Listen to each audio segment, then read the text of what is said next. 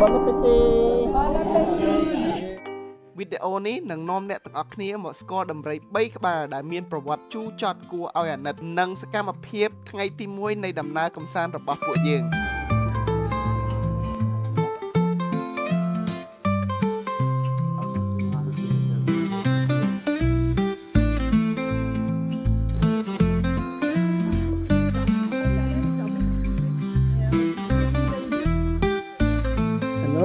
គុណតាតានេះគឺជា Happy ដែលជាដំរីញីមានអាយុ38ឆ្នាំគាត់ត្រូវបានជួយសង្គ្រោះពីភូមិដាក់ដាំបន្ទាប់ពីម្ចាស់របស់គាត់មុនប្រើសម្រាប់ការអូសទាញឈើធ្ងន់ៗជាច្រើនឆ្នាំ Last one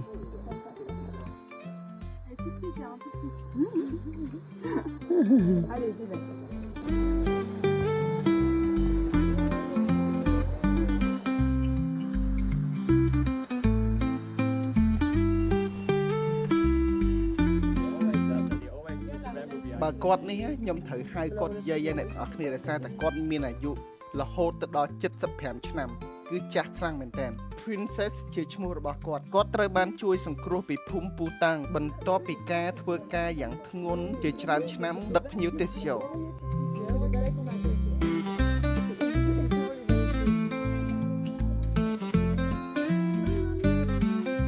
ដំរីមួយក្បាលដែលទើបតែដើរចូលមុនហ្នឹងគឺជា Convin ដែលមានអាយុ35ឆ្នាំគាត់ត្រូវបែកពីម្ដាយគាត់តាំងពីតូចព្រោះគេបានលក់ម្ដាយរបស់គាត់ទៅខេត្តសៀមរាបដើម្បីដឹកភ្ញៀវទេសចរ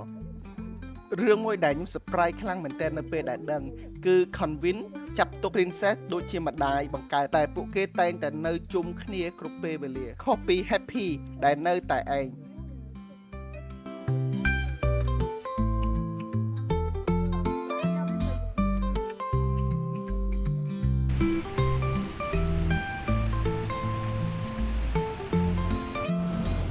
បន្ទាប់ពីសម្រាប់បាយថ្ងៃត្រង់រួចពួកយើងបានមកម្ដងទៀតដើម្បីងូតទឹកជាមួយនឹង Princess និង Convin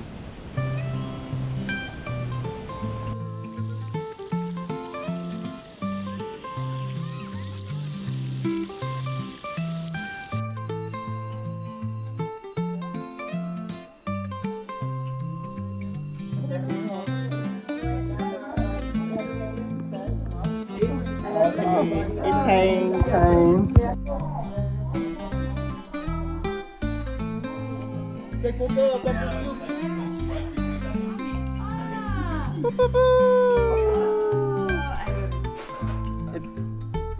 Wow. Alright, bon appétit. Bon appétit.